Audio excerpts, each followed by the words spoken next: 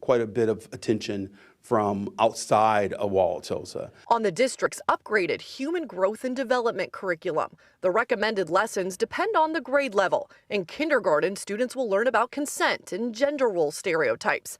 High schoolers would learn about contraception, sexual orientation, and gender identity. And what we're finding is that a lot of our students are experiencing dating violence and sexual violence. We're also recognizing that a lot of our students are identifying themselves with different sexual orientations. That number is up to 13%. The superintendent says most Wauwatosa parents he's heard from support these changes. It's nothing radical. It is well documented, well researched, and well data driven recommendations that have been made here. But not all feel the same way. Are we training activists? This isn't education, it's indoctrination. It's my job as a parent to talk to my kids about this, not yours. Parents can opt out of this curriculum. Monday's decision coming 9 days from the start of a new school year. Hannah, a rally is expected ahead of tonight's board meeting.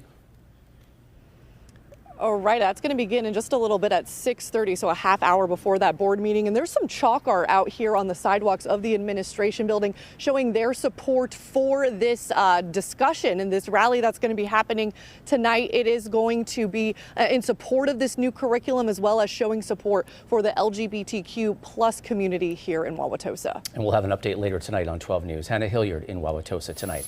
Tonight, more than 100 people are out of their homes after a fire destroyed an apartment building. Investigators think a lightning strike may have started the fire at River Place Apartments in Brown Deer Saturday. Today, 12 News returned to the apartments. We saw contractors on site assessing the damage and residents collecting what's left of their belongings. We got information from the Village of Brown Deer this morning that there's potentially 71 Brown Deer students in the Brown Deer School District and at least one educator. School's getting ready to start as people head back, so certainly will be a need for those students that may have lost school supplies or clothes or just the things you need to be ready for that transition from summer back to school. It's still unknown when families can return to their homes. And meteorologist Molly Bernard is in for Mark this evening, and we had a few rounds of rain and storms over the weekend. Yeah, but Molly, sunshine is back today, and we have a few more great days ahead. All right, just not everywhere saw rain this weekend, but we saw a few showers and storms, some much-needed rainfall for some of us over the weekend. And now it's sunny in Franklin, 77 degrees, blue skies out from our camera at the Rock Sports Complex, 81 degrees in Brookfield. That's our camera out at Jilly's Car Wash. That camera's shaking just a little bit, maybe a little breezy out there right now. It was also muggy over the weekend. Dew points area wide, for the most part, they're hanging out in the 50s. That is very comfortable as you're stepping outside. And on the 12-hour forecast, mostly clear skies here over the next 12 hours. We could see a few clouds overnight tonight. Temperatures fall down into the upper 50s and low 60s to start the day tomorrow. But I am keeping an eye on our next chance for rain. I'll time that out on Futurecast coming up in Weather Watch 12. Thank you. Tonight, UW-Milwaukee is offering free Narcan on campus. WISN 12 News' Hillary Mintz joins us live tonight. And Hillary, the university is making the overdose reversal medication available after 2 students died there last year. Right, Toy, at Sandberg Hall behind me here, this is where those 2 students died from a fentanyl overdose last year. And you know, on campus, police officers here carry Narcan, but at the time, it wasn't readily available to students. Now it is, and they're hoping it saves lives. The last thing we ever want is another child to be lost. Erin Rockwell says it's tough to step foot in Sandberg Hall, the dorm her 19-year-old son Logan died in last year. She says he accidentally overdosed on fentanyl and believes Narcan could have saved her son's life. If it would have been accessible and if the kids would have been able to recognize the amnesty laws, they may have been able to save my son. A few months later, student Cade Reddington also died from a drug overdose. We don't want other parents to go through what we're going through. 2 moms on a crusade for change pushed for more protection on campus. Now, UWM has 17 free Narcan boxes in residence halls, common areas, and the library. It's not locked. All we have to do is just turn the latch, and you open the box, and the Narcan's on the left.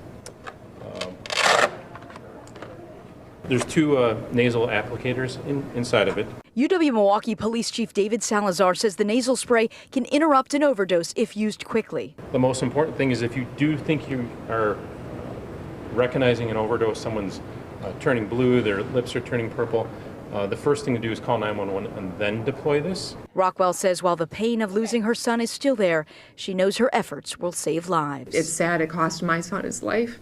I never, ever condone any drug use, but these kids are all experimenting. They're dealing with depression, they're dealing with anxiety, and I'm just so grateful. Hillary joins us again now. Will police monitor this Narcan box? They will, Toya. In fact, they have said that the security officers, it'll be part of their regular rotation to stop at these Narcan boxes, and when they're empty, they'll fill them up. Hillary Mintz reporting live for us tonight. Thank you. New details in the search for a missing California teenager. The girl disappeared 2 weeks ago at a party near Lake Tahoe. Coming up, the major evidence discovered by a YouTube diver. Plus, the Green Bay Packers are gearing up for the final preseason game. We'll see if any of the starters actually play, what the head coach has decided. How cool is it to represent, the state of Wisconsin in this type of competition? At 12 News talks with the national mullet champions from Wisconsin. One winner reveals what it takes to keep a first place mullet.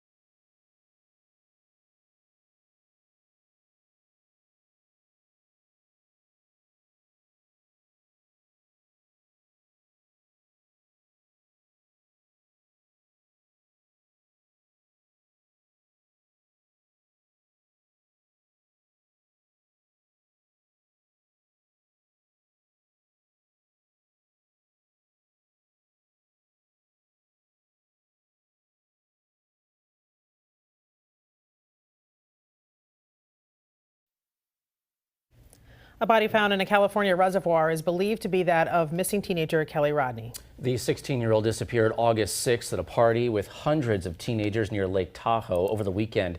A private volunteer search and recovery team said they found her vehicle in 14 feet of water in a lake near where she was last seen. Today, the sheriff said a body was found inside the vehicle.